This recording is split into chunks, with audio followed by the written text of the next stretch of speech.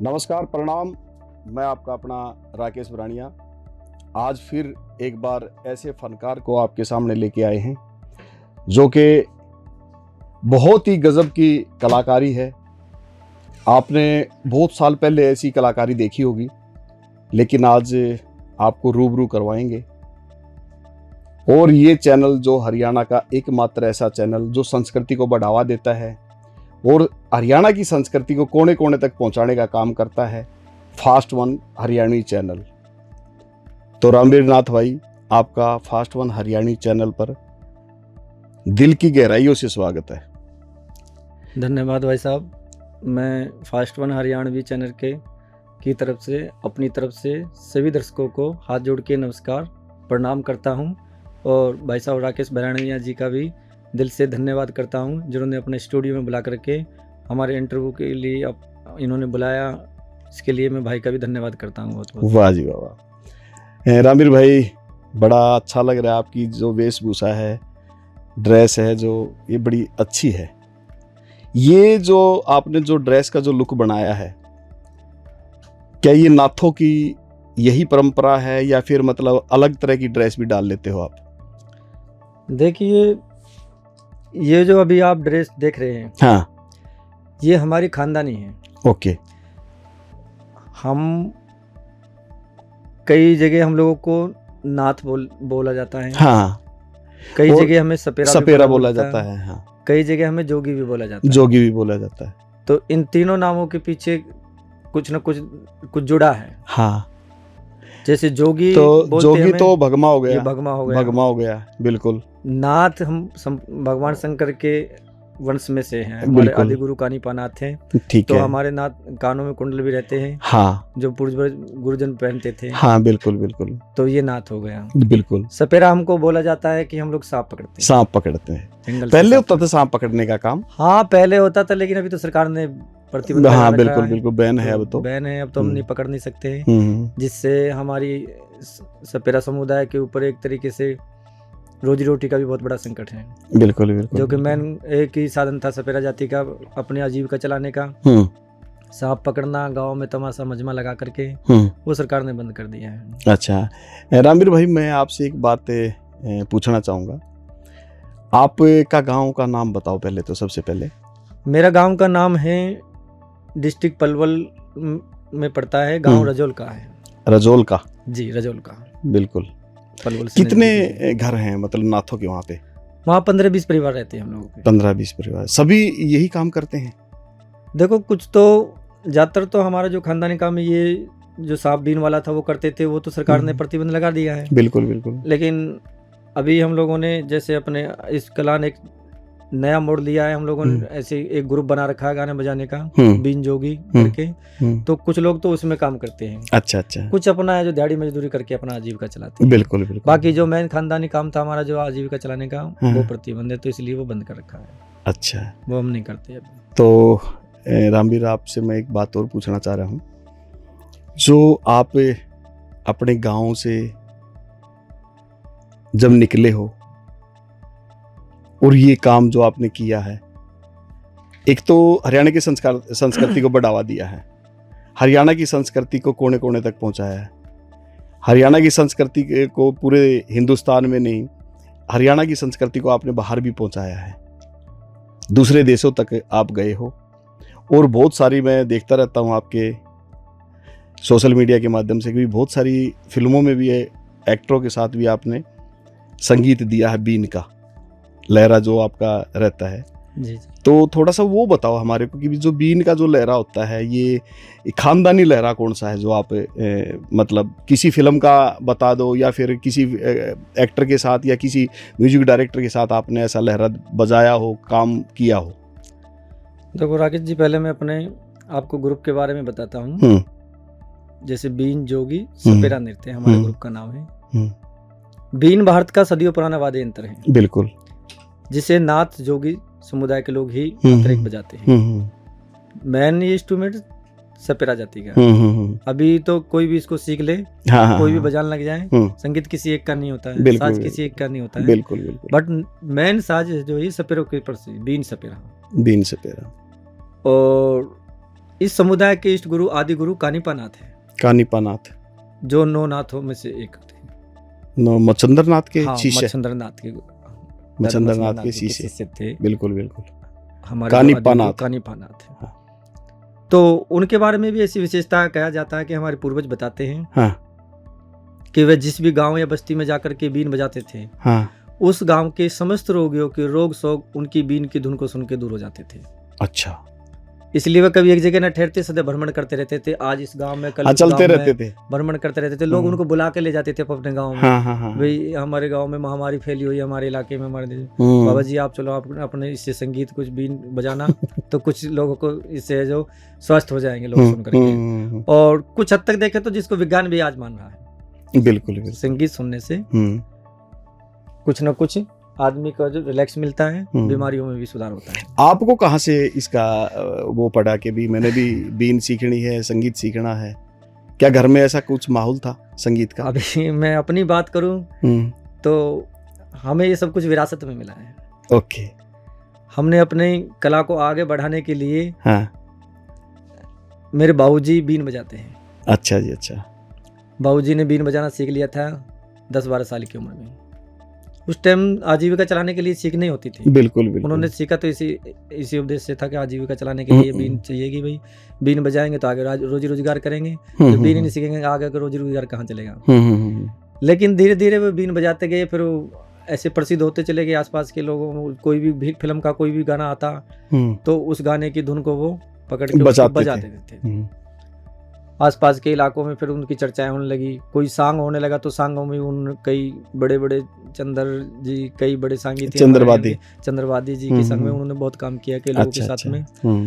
तो धीरे धीरे वो समाज में भी दूर दूर पता लग गया कि हवा सिंह उनका नाम देवानाथ था, बाबूजी का नाम। तो लेकिन जब उन्होंने बीन बजाना स्टार्ट किया, अच्छी बीन बजाने लगे वो, तो उनके जो गुरुजन थे उन्हें लगा कि इस टाइम तो ये तो हमसे भी अच्छी बीन बजाने सीख गए हैं। तो उन्होंने कहा कि आप तो एकदम हवा में बात करने लगे हो, तो देवानाथ से आज हम आपका नाम हवा सिंह रखेंगे। हवा में बात कर रहे थे, बात कर रहे। अच्छा, देवानाथ से सीधा हवा सिंह रख दिया। तो बाबूजी ऐसे करते गए। तो उसके बाद में बाबूजी ने एक अपना समूह बनाया, ग्रुप बनाया जिसमें 5-4 बीन रहती थी, और बीन के साथ में जो रिदम चाहिए, तुम्बा हो गया, तुम्बा बोलते हैं, वो तुम्बा हमारे साथ में थे। ओनली उस टाइम ढोल वगैरह कुछ नहीं होता थे। तुम्बा, चिमटा, हाँ, चिमटा, तुम्बा और बीन, ये 3 इंस्ट्रूमेंट होते थे। 3 इंस्ट्रूमेंट जो ओरिजिनल है। हाँ, अभी तो ताशा भी ले लेते हैं, बड़ा ढोल भी ले लेते हैं। लेकिन उस टाइम जो ग्रुप की शुरुआत की थी, उस टाइम ओनली बीन और तुम्बा था। चिमटा भी कुछ दिन बाद में आया। अच्छा। ने की, वो हमारे प्रगति से बन के तैयार नहीं है। बीन और तुम्बा प्रगति से बन के तैयार है। बिल्कुल। इसमें जो भी सामग्री लगती है हम बाजार से नहीं खरीदते हैं, ये सारी हम जंगल से प्राप्त करते हैं। जैसे जंगली बेल में लगने वाली लौकी, नरसल के 2 पपैये, ये बांस की लकड़ी, और मधुमक्खी के छत्ते का ये मोम आदि से बना के इसको तैयार करते हैं। अच्छा। इस बीन के अंदर कितने 7 स्वर जैसे हारमोनियम में होते हैं, ऐसे ही 7 स्वरों की होती है? 7 स्वर, या फिर आगे पीछे होते हैं? नहीं जी, सारा संगीत इन्हीं के ऊपर चलता है। अच्छा, 7 स्वर पे ही है। हाँ, ये लेकिन 9 स्वर की है। ये जो एक सा का है ये, हाँ, और ये गुरु के नाम का छोड़ा हुआ है।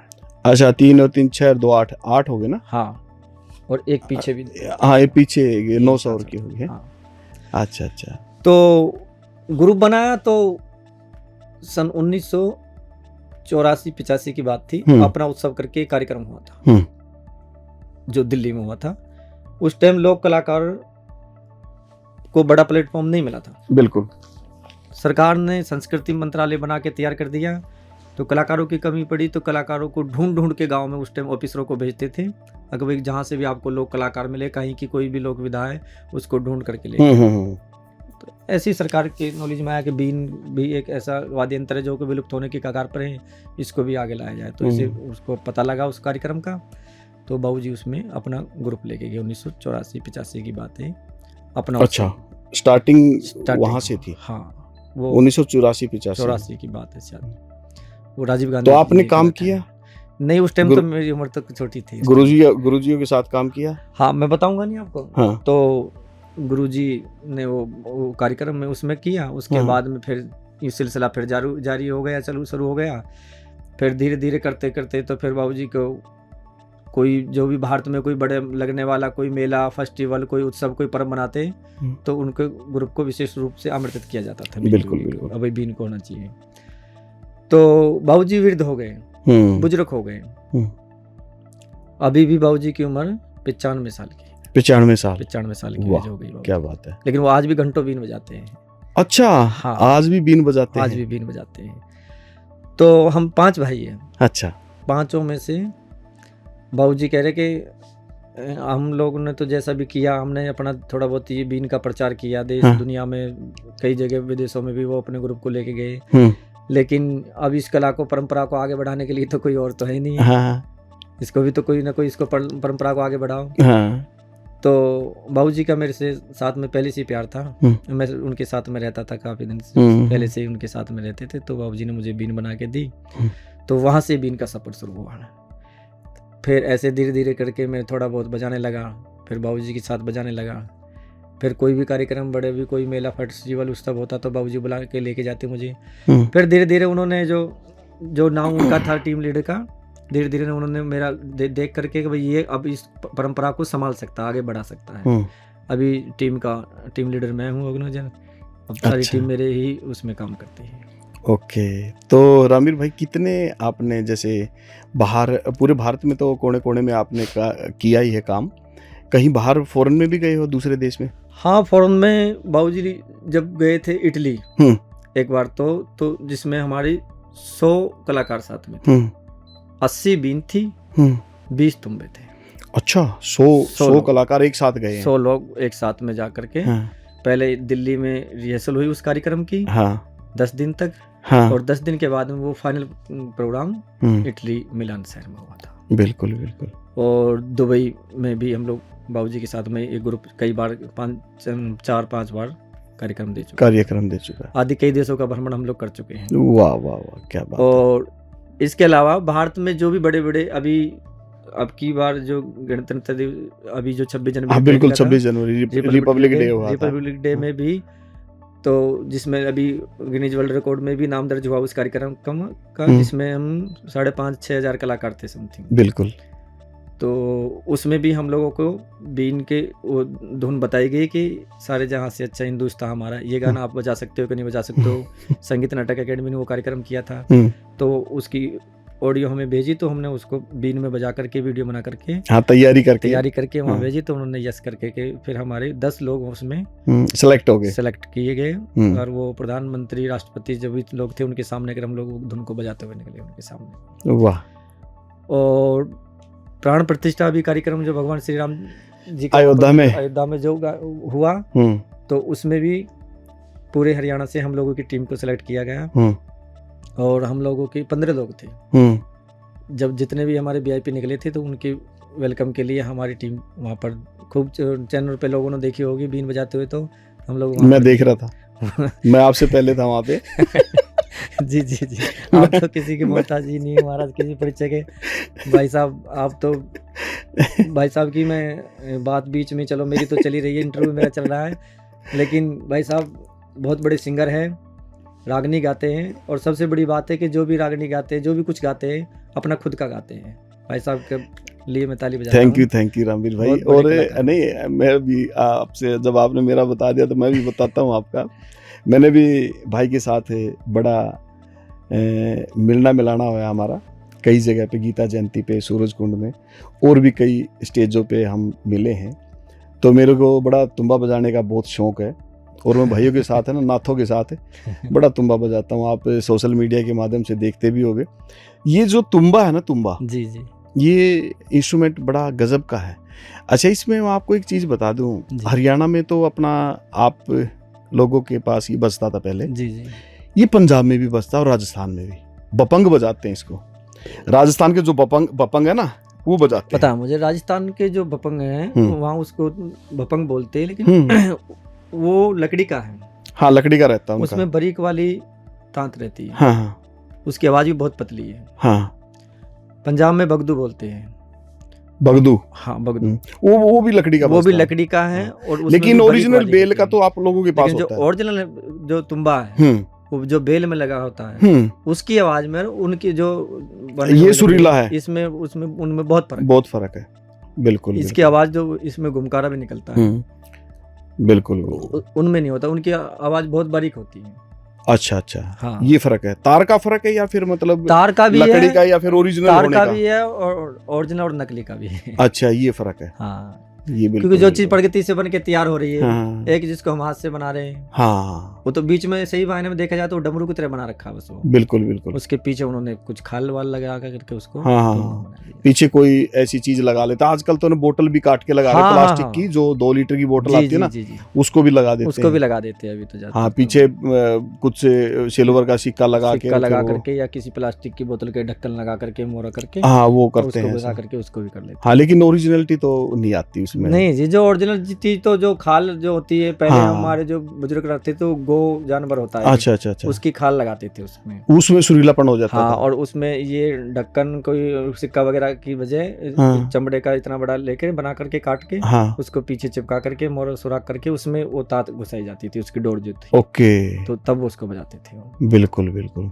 कभी रामवीर भाई आपने भी ऐसा किया, सांप पकड़ने का काम? सांप वाला काम भी सीखना पड़ा जी, मैं सांप भी पकड़ लेता हूँ। अच्छा, पकड़ लेते हो? सांप की भी बात यही है कि जैसे अभी हम 4-5 भाइयों में कोई भी सांप पकड़ना नहीं जानता तो बाबूजी उसमें भी कहने लगे यार, तो गांव के आसपास के लोग तो आते ही, किसी के घर में सांप निकल आए, किसी के खेत में निकल आए, किसी के ऊपरे बतौड़ों में सांप निकल आए। तो अब बाबूजी तो बुजुर्ग हो गए, तो फिर हमने सोचा कि इस परंपरा को भी रखना चाहिए जीवित। अच्छा, हाँ। तो इसका कुछ स्पेशल कोई हुनर होता है सांप पकड़ने का, या फिर मतलब कैसे का, थोड़ा बताओगे? देखो, सांप पकड़ने का तो जैसे कुछ लोग कहते हैं कि भाई कोई मंत्र वगैरह है, तो ये तो सब कहने सुननी बात, कोई मंत्र नहीं है। और जैसे कुछ लोग कह देते हैं कि बीन पे सांप चल के आ जाता है, तो बीन पे चल के भी सांप नहीं आता। मैं आपको जो जितनी बातें बताऊंगा सच्चाई बिल्कुल बिल्कुल, क्योंकि हमारे बुजुर्ग बताते हैं कि सांप के कोई कान नहीं होता है।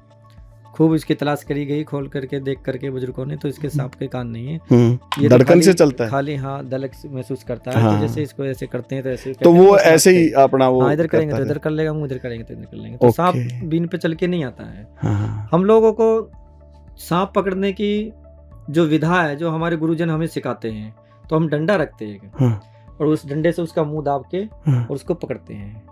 एक कई दो ऐसे वो भी बड़े किसी लोगों की वो भी बना लेते हैं कुछ लोग, उससे मुंह दाब करके उससे पकड़ लेते हैं। लेकिन पकड़ना मैं नहीं रखता, मायने रखता है कि उसका हम जिस इलाज आना चाहिए। अगर भाई पकड़ते वक्त कई बार मिस्टेक हो जाती है, अगर वो हमें खा जाता है तो उसका इलाज भी आना चाहिए हमें। तो जो हमारे जंगल की कुछ दवाई जड़ी बूटियां हैं, वो हमने पहले वो सीखी, कौन सी दवाई किस मर्ज में काम आएगी, कौन से सांप में काम आएगी, पहले उसको सीखने के बाद में फिर सांप पकड़ना सीखा। लेकिन वो चीज आप करते नहीं, किसी जानवर को तंग नहीं करते, ना ही पकड़ते हो, लेकिन अपना अब तो आपने सिर्फ और सिर्फ अपनी परंपरा को बचा के रखा हुआ है।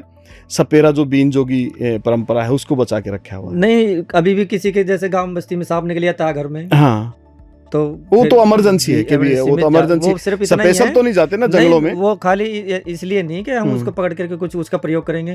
अब किसी के घर में तो परेशान हो गया तो उसको मारेगा वो, है ना। और वो सांप को नहीं मारेगा जमींदार, तो फिर वो सांप खाएगा उसको, सांप मारेगा फिर उसको।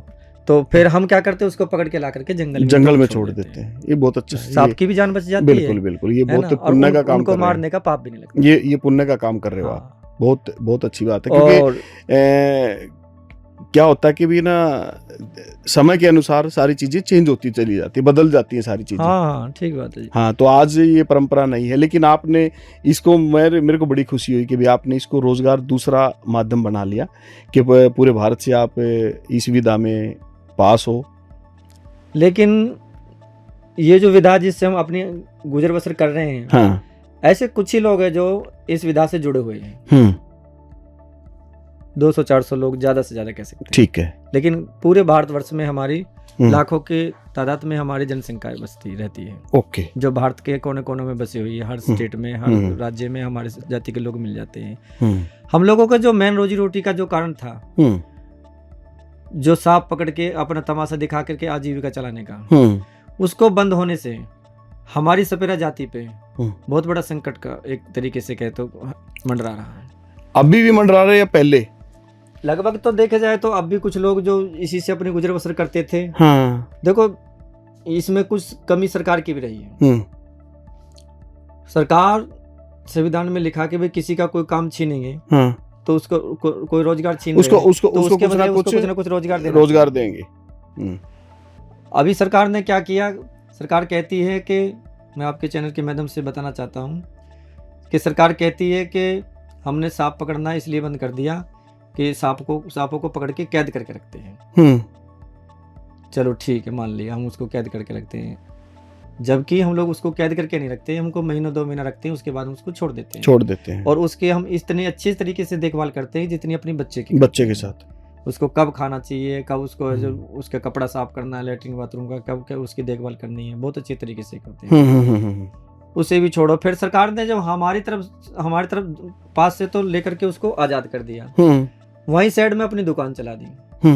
अभी आप चिड़ियाघर में जाओ, चिड़ियाघर में आपको हर जानवर बंदूक मिल जाएगा, हर जानवर को सरकार ने कैद कर रखा है। कोई आदमी उस चिड़ियाघर में उस जानवर को देखने के लिए जाएगा तो उससे पैसे लेगी सरकार, टिकट लगेगी उसकी 50-40 रुपए की, 100 रुपए की लगती है। भाई वहां पर भी तो आपने उसको कैद कर रखा है। फिर वहां पर अनअटेंड लोगों को रखा गया है वहां पर, जिसको ये नहीं पता कि सांप कब खाना खाता है, कौन सा खाना खाता है, कब काचली आती है, ये कब इसकी उतारनी पड़ती है। इसको जानता है कौन सबसे ज्यादा? सपेरा। भाई वहां पर आप, अब उससे क्या होता है कि उसकी हानि हो रही है, वो जानवर वहां मर रहे हैं क्योंकि उनको पता ही नहीं, उन लोगों जिनको वहां पर ड्यूटी लगा रखी है कब खाना पीना मिलता है उनको। तो मेरा कहने का मतलब ये है कि आपके चैनल के माध्यम से कि सपेरा जाति के लोगों को वहां पर नौकरी दी जाए। ओके, ये भी अच्छी बात है, जिससे कि उनको रोजगार मिले और उस सांप की जान बच जाए, जानवरों की जान बच जाए। बिल्कुल, क्योंकि सपेरों को पता है कि कब इसको खाना देना पड़ेगा, कितने दिन में इसके ऊपर कांचली आती है तो कितने दिन में इसको ये छोड़ेगा, कौन सा खाना खाता है, कितने दिन में खाना इनका पचता है, क्योंकि सारी नॉलेज है, क्योंकि बचपन से वो लोग रखते हैं, उनके खानदानी काम है उनका। बिल्कुल, एक का खानदानी काम है, एक ने थोड़ा बहुत पढ़ लिया उसके हिसाब से चल रहा है, तो उसमें कितना काम है फर्क। जो पैसे शुरू से रखते आ रहे हैं और उन्होंने सिर्फ थोड़ा बहुत पढ़ लिया, बस उससे काम कर रहे हैं। बिल्कुल। रामीर भाई, ये जो आपने इंस्ट्रूमेंट रखा हुआ है, ये वाद्य यंत्र रखा हुआ बीन, ये आपने कहाँ ऐसी जगह पे अपनी परफॉर्मेंस दी है जो कि भारत में नहीं, बाहर भी बड़ी जो स्टेजें हैं, अचीवमेंट आप लोगों की, वो थोड़ा सा दर्शकों से साझा करो। देखो, भारत में लगभग जितने भी सांस्कृतिक केंद्र हैं, 7 जोनल सेंटर हैं जो पूरे भारत को कवर करते हैं। बिल्कुल, जोनल सेंटर में लगभग 5-7 स्टेट आते हैं। तो संस्कृति मंत्रालय ने जो 7 सांस्कृतिक केंद्र बना रखे हैं, पूर्व पश्चिम करके ऐसे करके उत्तर दक्षिण में सारी जगह में, तो 7 तो जोनल सेंटर में हम लोग काम कर चुके हैं। ठीक है। संगीत नाटक एकेडमी हम लोग इसमें काम कर चुके हैं, और ये 7 जोनल मिनिस्ट्री के अंडर आते हैं, मिनिस्ट्री ऑफ कल्चर में जो भी आते हैं। और इंदिरा गांधी राष्ट्रीय कला केंद्र में, उसमें भी हम लोगों ने कई परफॉर्मेंस दी है, और उसमें हमारी बाबूजी की बीन की रिकॉर्डिंग भी हुई है। अच्छा। इंदिरा गांधी राष्ट्रीय कला केंद्र में ले जा करके वहाँ पर बीन ली है, बीन की रिकॉर्डिंग हुई है, और उस रिकॉर्डिंग को और उस बीन को वो लोग बता रहे थे कि हम ऐसी जगह रखेंगे इसको कि जहाँ पर भारत के जितने भी वाद्य यंत्र है सारे एक साथ में रखे जाएंगे। कोई भी 200, 500, 1000 साल बाद में कोई जब ये चीज़ें खत्म हो जाएगी, कोई भी वहाँ का आदमी निकलेगा तो बीन को छुएगा तो बाबूजी की बीन की आवाज़ सुनने को मिलेगी। संसद भवन में उस जगह को रखा गया उस चीज़ को। बहुत बड़ी बात है, बहुत बड़ी बात है, बहुत खुशी की भी बात है, ये बहुत अच्छी बात है। ऐसे ही हम लोग, एक मुंबई में कार्यक्रम था हमारा, तो वो था NHD का कार्यक्रम था। ओके, NHD में भी हम लोगों ने बहुत काम किया। ठीक है। नेशनल स्कूल ऑफ ड्रामा में हाँ। हम लोगों ने, तो थिएटर ओलंपिक था जिसमें कई स्टेटों के कलाकार थे, जिसमें हमारा भी ग्रुप को इनवाइट किया गया था। ठीक है। तो वहाँ पर कई बड़ी सेलिब्रिटी अभिनेता भी आए हुए थे। नाना पाटेकर साहब, नजामुद्दीन सिद्दीकी, कैलाश खेर जी, और भी कई सारे लोग थे वहाँ पर, सभी धुरंधर थे। हाँ। तो उन्होंने जब वो कार्यक्रम हमारा जब हम लोगों ने किया, सुना, तो बड़े मस्त हुए वो लोग, आकर स्टेज पे आकर के नाचने लगे। नाचने के बाद में, और बोले, पूरी पार्टी थी आपकी? हाँ, पूरी टीम थी हमारे, 20 लोग थे। हाँ। तो वो लोग कहे कि बाबा आप बहुत बड़े कलाकार हैं। उन्होंने आके बाबूजी के चरण लिए, और उसके बाद में उन्होंने कहा कि हमने कहे बाबा, हम बाबा जी कहने लगे कि आप तो बहुत बड़े कलाकार हो जी। हम कहा, बोले नहीं, हम नहीं कलाकार हैं, आप हमसे भी बड़े कलाकार हैं। उन्होंने एक बात कही कि जो काम हम कर रहे हैं उस काम को आप भी कर सकते, टूटा फूटा एक्टिंग करते हम, बढ़िया नहीं करोगे थोड़ी टूटी फूटी कर लोगे, लेकिन जो आप ये बीन बजा रहे हैं ये मैं नहीं, ये हम नहीं कर सकते, ये हम नहीं कर सकते, इसलिए आप बड़े कलाकार। सच्ची बात है। उसके बाद में फिर कैलाश खेर जी ने हमें मुंबई बुलाया जी, हाँ, अपने स्टूडियो में। उनको प्रधानमंत्री के ऊपर एक गाना बनाना था, उज्जैन में कार्यक्रम था। कैलाश खेर जी ने, हाँ, प्रधानमंत्री के वहाँ पर जाना था उज्जैन में, तो नर्मदा नदी के ऊपर उन्होंने एक गाना बनाया। तो उस गाने में कोई धुन ली आपकी? हाँ, उन्होंने बीन की धुन मांगी, बनाने की तैयारी करी। तो हम लोगों को मुंबई से फोन आया कैलाश खेर जी का, रामवीर जी ऐसे आपकी टीम चाहिए, हमें 4 बीन चाहिए। तो हम लोग वहाँ पहुँचे उनके स्टूडियो में, जा कर के वहाँ पर वो हम लोगों ने अपनी धुन उसमें बजा करके उनको रिकॉर्ड की। तो महाकाल करके ऐसे वो गीत है वो। फिर वो प्रधानमंत्री जी के सामने जब वो बजा वो गाना, तो उसमें 2 बार बजती हो बीन हमारी। अच्छा, हाँ, तुम्बा भी बजता है, तुम्बा भी बजता है और बीन भी बजती है, वो पीस बजता है, पीस बजता है जो हाँ, लिया था, जो आप लोगों ने पीस दिया ना, वो पीस बजता है। म्यूजिक जैसे गाना बोल खत्म होने के बाद में म्यूजिक चलता है, हाँ, बिल्कुल, तो उसमें म्यूजिक में हमारे 2 बार वो बजता है, बीन और तुम्बा। क्या बात है। उसके बाद में फिर कैलाश खेर जी ने एक वो कार्यक्रम करते हैं मेहर रंगत, अपने बाबूजी की याद में, हर साल उसको बनाते हैं वो। तो उसमें वो मैं धन्यवाद करना चाहूँगा उनका भी बेचारे, कि बहुत सारे लोग कलाकारों को बुलाते हैं, इकट्ठा करते हैं। अच्छा, बुलाते हैं? हाँ, बुला करके, और उनकी जो भी कला है, जो भी विधा है उनकी, उनको वो जनता के सामने दिखवाते हैं। तो वो लगभग 4-5-6 साल से हर साल हमें वो बुलाते हैं। कभी वो मुंबई में करते हैं, कभी दिल्ली में करते हैं, कहीं जहाँ जहाँ करते हैं, जहाँ भी करते हैं वो, हर जगह हमें वो बुलाते हैं, आपको बुला लेते हैं। और बाबूजी ने जैसे अभी वहाँ दिल्ली में अपना उत्सव किया, उसके बाद में फिर वो कार्यक्रम हुआ था मुंबई में। तो मुंबई में हुआ था 1986 में। तो 1 महीना रहे थे बाबूजी साथ में वहाँ पर। तो जितने भी अमरीश पुरी बाबूजी के बहुत अच्छे मित्र बन गए थे। हेमा मालिनी जी है, वो बीन पे बाबूजी की पे रोज नाचती थी वहाँ पर। शाम के टाइम महफिल लगती थी वहाँ पर, हर कलाकार आप अपनी कला करते थे। तो फिर शाम के टाइम हमारे हरियाणा की भी बारी आती थी कभी कभी, भाई बीन सुनाओ आप भी अपनी। तो जब बाबूजी बीन सुनाते थे तो बड़ी बड़ी जितनी भी अभिनेत्रियाँ सब नाचती थी।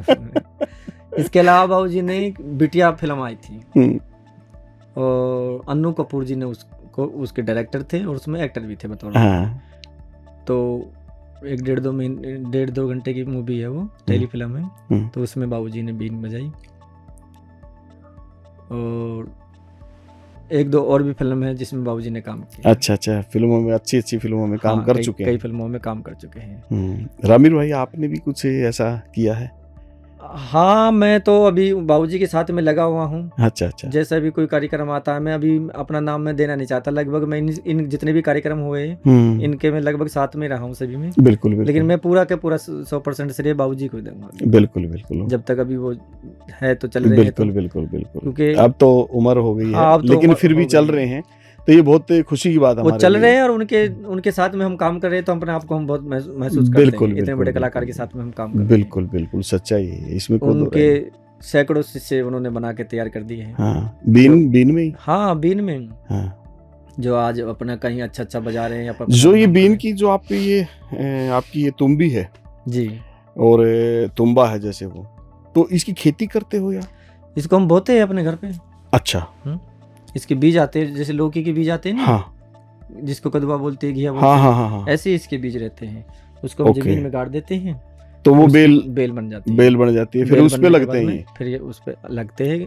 फिर ये उसमें जितने लगते होंगे, हाँ, उसमें से जो अच्छा रहता है वो आप रख लेते हैं। उसमें कुछ मुड़े तुड़े भी रहते हैं, कुछ ऐसी भी नाल रहती है, किसी की कैसी रहती है, जिसकी सूदी ऐसी तरह की नाल होती है, ऐसे लटकी रहती है, उसको उसमें से हम लेते हैं। उसको ले लेते हैं। तो इसकी हम सब्जी नहीं बना सकते क्योंकि कड़वी होती है। अच्छा, कड़वी होती है। हाँ, फिर ये सूख जाती है। सूखने के बाद में इसको इधर से हम हटा देते हैं, इधर से थोड़ा सा काट देते हैं, इसको हटा करके फिर ये मोम लगाते हैं। फिर इसको मोम लगाते हैं, और मोम लगाने के बाद में इसमें जो है ये हम लेते हैं बांस की लकड़ी, इसमें सुराख करते हैं ऐसे करके, और इसमें जो अंदर बचता है वो भी हम बांस, नरसल होता है, पेड़ होता है जंगल में, नरसल के उसको पपिया भी बोलते हैं, हम उसको अपनी भाषा में पत्ता बोलते हैं। नाम पपैया। हम उसको पत्ता अच्छा बोलते हैं नाम अपनी है, भाषा में। पत्ता। उसको एक उसके ऊपर बाल लगे होते हैं। नहीं, वो कभी रुकता है तो बचता नहीं तो उसमें बाल भी लगा लेते हैं। बाल भी लगा लेते हैं ना, धागा भी लगा लेते हैं। धागा भी लगता है। तो एक इसमें कर देते हैं, एक इसमें लगा देते हैं, इस वाली में। अच्छा हाँ, तो ये दोनों नर और मैदा है। अच्छा, नर और मादा है। हाँ, इधर इनको से दोनों नस्की बताता जो आती है, हाँ, इधर वाली पे है। ये इसका जो सा है। ठीक है।